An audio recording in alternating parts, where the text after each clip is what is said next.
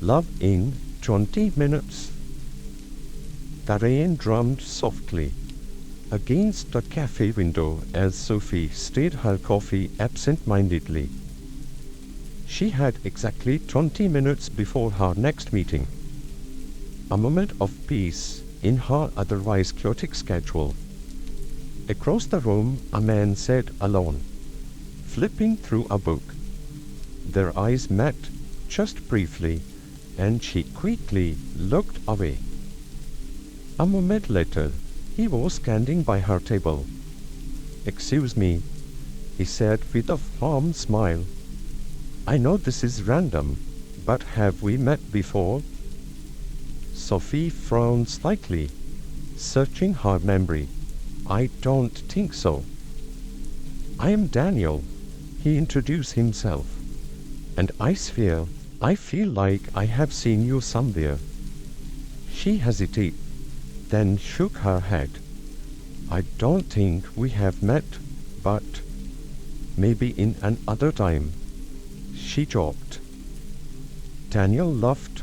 "Possible. Mind if I join you for a few minutes?" She glanced at her watch. "I have 15 minutes. Then let's make them count." They talked about books, about travel, about the little things that made them happy. "You always come here?" Daniel asked. "First time actually," Sophie admitted. "You?" "Same." She chuckled. "Fate." She smiled, but the truth lingered. What were the chances that two strangers would meet like this? And why did it feel important? Danielle checked her watch. 5 minutes left. "Before what?" she asked. "Before you leave, before we go back to our lives, before this becomes a memory." Sophie bit her lip. "It does not have to be just a memory." Daniel hesitated.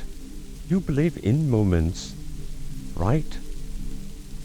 That sometimes, just sometimes, you meet someone, and even if it's brief, it means something."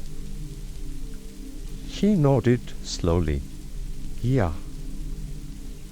"Then let's do something crazy," he said. "Let's pretend we have in love for the next 5 minutes. No future, no past, just this moment." Sophie exhaled sharply. "Surprised? You have. Insane." "Maybe," he extended her hand. "Dance with me?" There was no music, but she looked his hand anyway. They swayed lightly right there in the middle of the cafe. People watched, some smiled, but Sophie did not care. For those last few moments, she left her self-belief. The love could exist in our lines. A love, a touch, that sometimes 20 minutes was enough. At the time ran out, Daniel cited, "This is the part where we say goodbye." "It's not it?" "Yeah," she whispered. They stepped apart. Daniel reached into his pocket and handed her something. A small piece of paper with a number on it. "If you ever want to turn a moment into something more, call me."